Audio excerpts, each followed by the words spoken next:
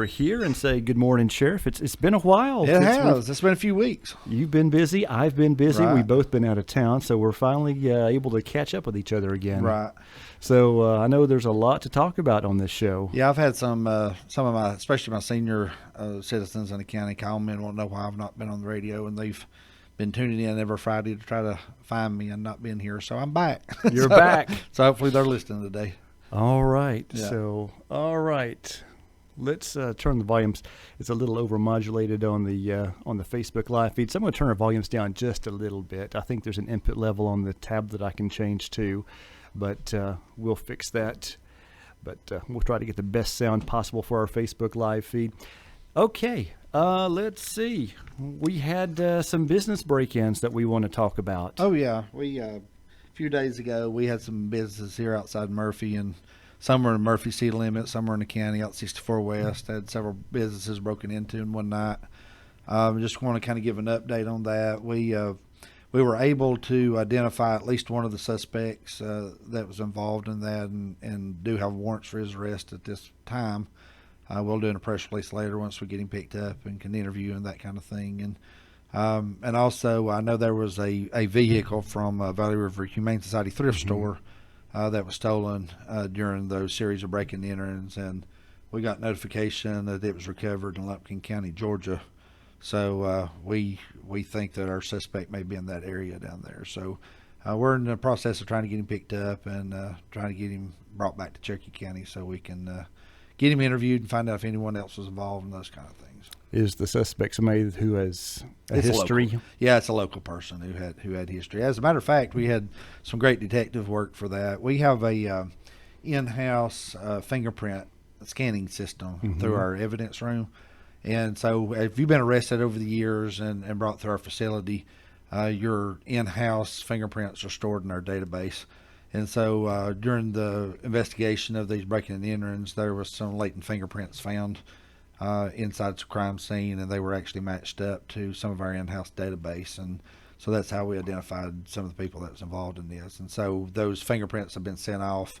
The comparison prints have been sent off to the State Bureau of Investigations for formal analysis to make sure that there's no problems with that. But that subject, at least one subject, has been identified through those techniques and had information of where he might have been down in Georgia, and that's where they found the vehicle. So, very good. Yeah. Well, that brings us to another topic that's kind of related but kind of unrelated. Since the crime lab is now open, is it Edneyville? Yes. Below Hendersonville? Hendersonville, yeah. How has that helped speed things up in our area when investigating major crimes? It has really helped. Before, we were waiting anywhere from a year to 18 months for things to come back from the crime lab. Sometimes it was 2 years or longer. What kind of things are you sending off to that? Well, like I say, we send off all kind of different things, whether it's drugs, whether drugs are to be identified. And what a lot of people don't realize is if we say we seize methamphetamines or heroin or anything like that, we cannot take that to court, and we cannot process it through court until those things are sent off to a lab, and a formal lab has identified exactly what that product is, exactly what the chemical makeup of it is, and whether it falls under illegal substance or not. And so even though we know what it is, may have confession, they may have told us what it is, we still can't proceed through the court system until that happens. So what's happened is, in years past, before we got the new crime lab, it may take 18 months, 2 years to get stuff back. Some things were coming back around a year or so, but now we're having a pretty quick turnaround on getting things back. We're getting within a few months. We're starting to get stuff back, that we sent off. When we're talking 1 to 2 years, that's a long time for victims to wait. It is. Especially those and who with have fingerprint comparisons and all those kind of things, we're kind of at the mercy of the lab sending all those things back.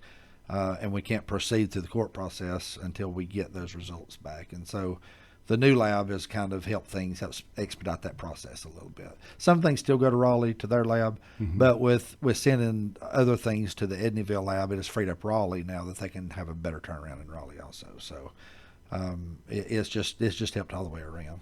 We're now getting things back in several months when it was taking several years before. Right. Yeah. I do feel bad for the victims of like domestic violence and those people that have suffered some kind of a trauma that have to go through this process of the court system of waiting on evidence, having cases continued and continued and continued. They have to wait so long, and some of them end up just giving up because they lose faith in the judicial system. Yeah. And we see that quite often. And what happens a lot of times is if you have a criminal that has committed a crime, and we've collected that, may have been arrested, we may have collected the evidence, but they're awaiting trial, and we send all this stuff off to the lab to have it analyzed, and it takes several months even. Say it takes 6 months to get things back. Well, in that 6 months, a lot of times those criminals are out committing other crimes and getting arrested for other crimes. And so when they come back to the court system, the system, and I'm not saying they're wrong for doing it, I'm just saying it's the way it is. When they come back, a lot of times the systems will consolidate these crimes and say, okay, your original breaking and entering is consolidated with this new breaking and entering. We're going to try it all at one time. Now you've got new evidence that's sent off, which puts it 6 more months down behind getting that evidence back. And it's just like a never-ending cycle. Right. As while they're out on bond and while they're out waiting on evidence to come back from the labs, they continue to commit more crimes, which postpones things further down the road. And you see a lot of times things being 2, 3, 4 years before it actually goes to trial. They know how to play the system. They do. And so that's one of the things that we get very frustrated with in law enforcement, and I know the public gets very frustrated with, is when you have these revolving door criminals that are continually out on bond and continually out on the streets. It's one of those things that people get very frustrated with, including law enforcement. We get very frustrated with it also. We talked about a stolen vehicle that we had. If you remember a couple of years ago, we talked about an individual here in the county that was stealing vehicles right and left. He alone had stolen like 15 vehicles. Wow. Well, we were getting 2 a week, that was getting stolen. Every time we turned around was getting a stolen vehicle. Once we got him prosecuted in court and sent to prison, stolen vehicles has kind of virtually fell off. We get one every now and then, but nothing like it was before. And it's amazing how just the incarceration of 1 or 2 people can make a dent on the kind of your call volume and what you're facing out there to go on. I will tell you this, that statistically, probably about 97% of your community is good people that don't commit crimes, that get in trouble. Typically, your criminals in your community is somewhere between 3 and 5% of your community population that causes all the trouble. And the 3% makes a big splash. It does. It really does. Creates havoc on the other 97%.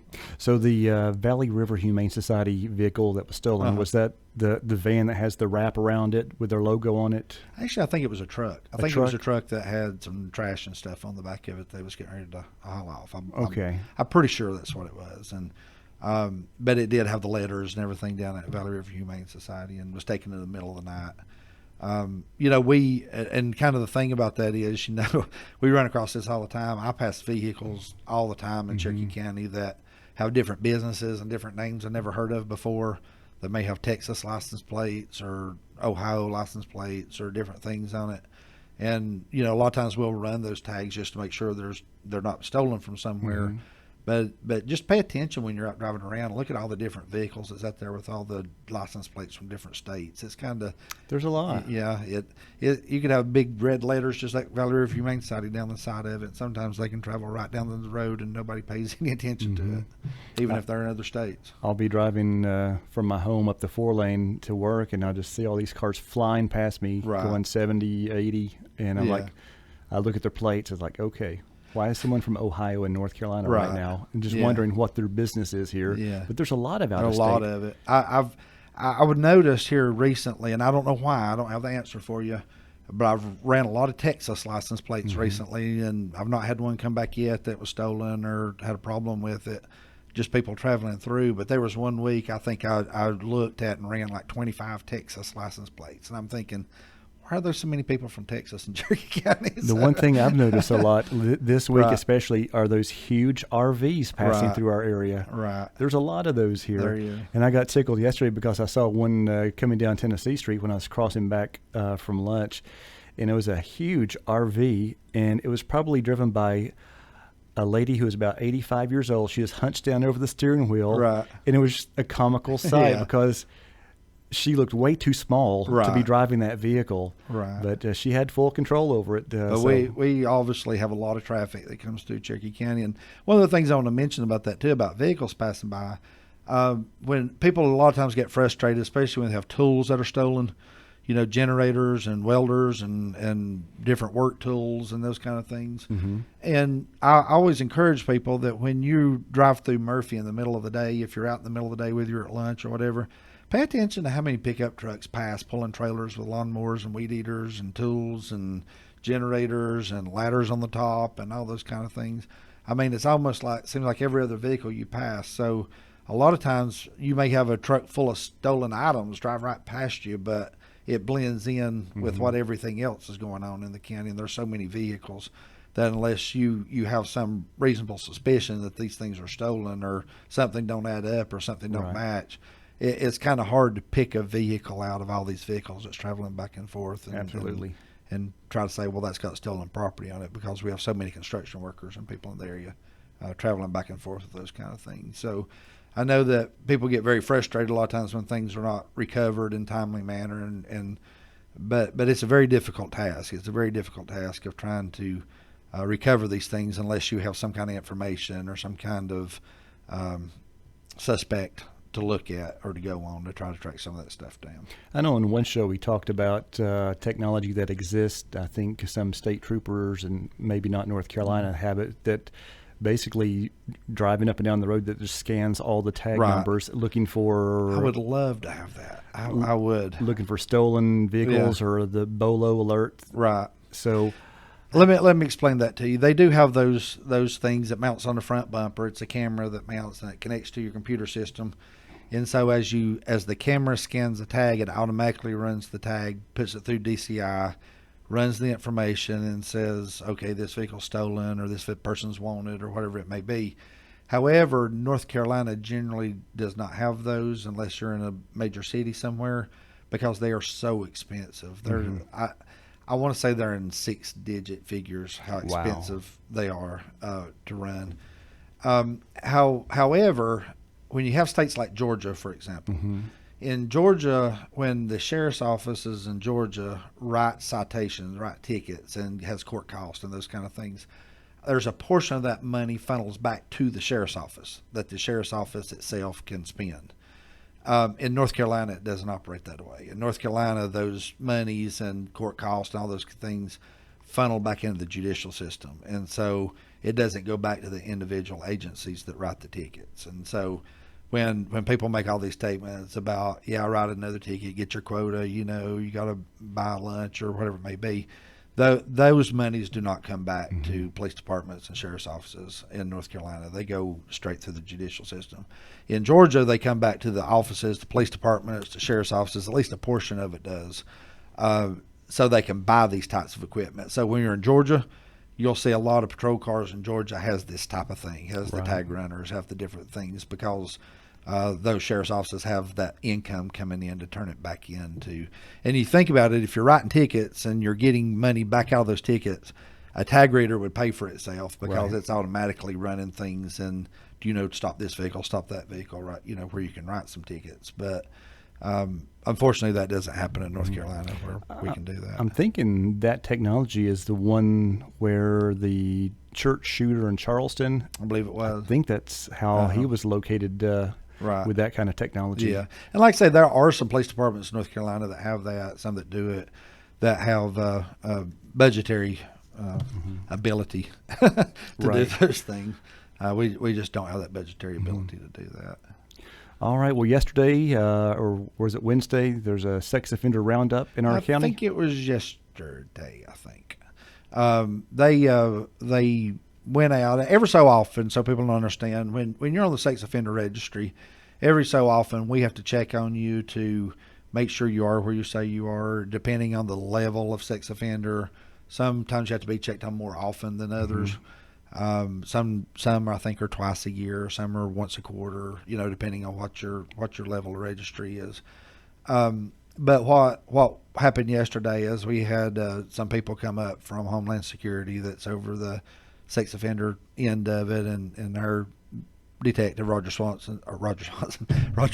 sorry Roger, Roger Williams that's over that, is kind of spearheaded a thing where they were going out and identifying all of our sex offenders in the county, identify and make sure they are where they are, that they get updated pictures and information. It's called a verification, to verify they are where they are. I think they made at least one arrest, I think, on a sex offender that was at a different location that they didn't register at. So they had a registration violation on at least one offender that they found.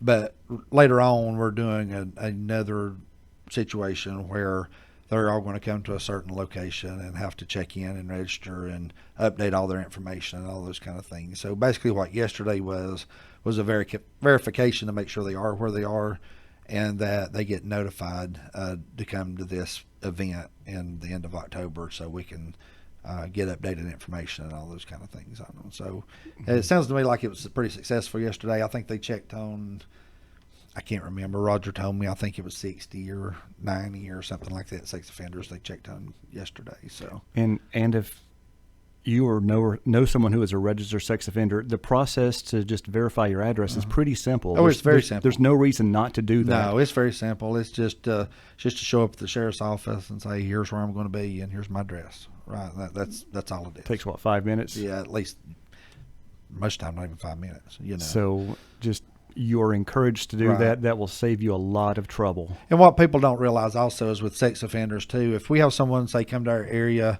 and they're going to stay, I think it's more than 10 days in Cherokee County, then they have to come register say they're going to be in your county for 2 weeks, right?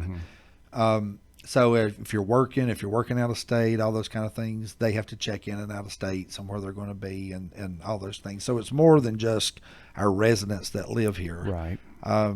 If you're going to come stay somewhere from 3 days or visit relatives or whatever, there's not a requirement to check in. But if you're going to stay an extended period of time, you have to check in to the place where you're going and all that. So every single day, we're checking and verifying sex offenders and moving registrations back and forth in states and those kind of things. So it's not complicated for the sex offender, but to keep up with all that, sometimes it takes a little bit of finagling to keep up with everything. All right. Yeah, I've seen the paperwork that's involved in all that. So helping Roger out there and getting some of that stuff filed and alphabetized and things like that. There's a lot that goes into that. So Halloween trick-or-treaters, that's coming up in 20 days from today. It is. So it's already fall. Yes. So let's talk about safety and plus how the sex offender homes tie in with trick-or-treating. Right. I saw on Facebook the other day a sheriff down in Georgia, I think it was Georgia, and I'm not so sure whether we can do that here or not. It's something worth checking into, I think. But what he was doing, he was going around to all the sex offenders' homes and putting up signs saying don't trick or treat here, kind of thing. Right. I'm not really sure about the legality of that. Right.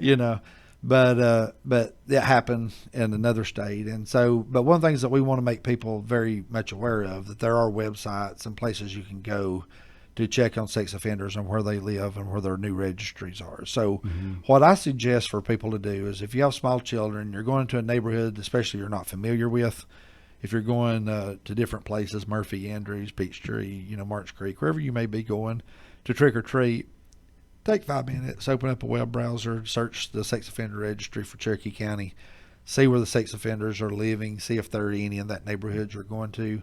And if there are, it doesn't mean to avoid that neighborhood. It just means to know where they are, know their houses, to where you're not going to their house to trick or treat and things of that nature. So unfortunately, it's the times that we live in that we have to be aware of that and what's going on. So and just use a little precaution. Yeah, probably don't go to a house that you don't know. Right. If you're not friends or family with that person, just go to trusted homes. And I suggest too, if you don't have, go to your trusted homes, go to your friends and family. But I also suggest if you want to go to somewhere else, if you're wanting to just load up on candy, right, and you're wanting to have your kids have an experience and just load up on candy, go to places like Duke Street and Murphy. Go to places, I think Happy Top and Andrews and Andrews is going to be closing their downtown, and they're going to be having a trunk or treat for up and down Main Street in Andrews too. So do the trunk or treat there in Andrews, right? And a lot of churches do that. Yeah, different churches, different places like that do it. So there's places that you can go and be safe. So look at those places. And I keep talking about Duke Street and Murphy because we have thousands of people come through there law enforcement's everywhere, down there, and I'm sure there will be in Andrews this year also. But it's one of those situations to where if you're in a group of people, there's a lot of people. So if you run into a situation where there's a problem, generally you're pretty safe because there's people within earshot, talking distance, there's police around, things of that nature that you can get a hold of somebody if you have an issue or you have a problem. Sometimes it's not that easy if you're off in the rural areas of the county where a lot of houses don't even have another neighbor within eyeshot or earshot. Right. So my recommendation is not to be just hitting places you have no idea who they are or where they're at, but come to places where people gather, come to places where law enforcement is and things of that nature. And on a personal note, I want to just encourage people to skip the candy this year and give away Brussels sprouts, broccoli, and celery right. for the kids. I'm sure they would love that. I think the kids would love that, right. and it'd be a lot healthier and just be a lot more nutritional. Yeah. I think they would. I think they would enjoy that. I could become the most hated man in Cherokee County by kids if people actually right. did that. Yeah. So don't go to Tim's. He'll be handing out celery sticks. That's right, celery sticks and maybe an apple. Right. So, all right. Well, what else do we need to talk about? I see our time is starting to wind down a little bit here. Oh, like I say, we hadn't talked in a while, so there's so much. But I just want to thank everybody for the veterans coming up for Veterans Day. Appreciation and that we've had recently. We got the 5K run coming up here in a few days, and I think it's maybe next weekend. I don't even remember now. My days are running together. But we got the law enforcement run coming up. Mm-hmm. We've got several other things. Halloween's coming up. So the next several weeks are going to be packed with just having fun. So just encourage everyone to be safe out there when they go out and do these events. I just got a boo. A boo from Carol. Oh, for the celery? For the celery, yeah. Yes. Apparently she does not like that idea. Right, yeah. So, all right. Okay. Maybe some chocolate would be good. Chocolate-covered broccoli. That works. Chocolate-covered broccoli. That does sound kind of good, doesn't it? It might be. All right. Folks, have a great weekend. Sheriff, thanks for coming back on the show with us, and good to see you again after a few weeks off. Good to see you, too. Folks, you're tuned to WKRK 105.5 FM, 1320 AM, cable TV channel 25, and WKRK.love. Also, we're going to end our Facebook Live broadcast right about now. And roll over to this side of the studio and end our recording.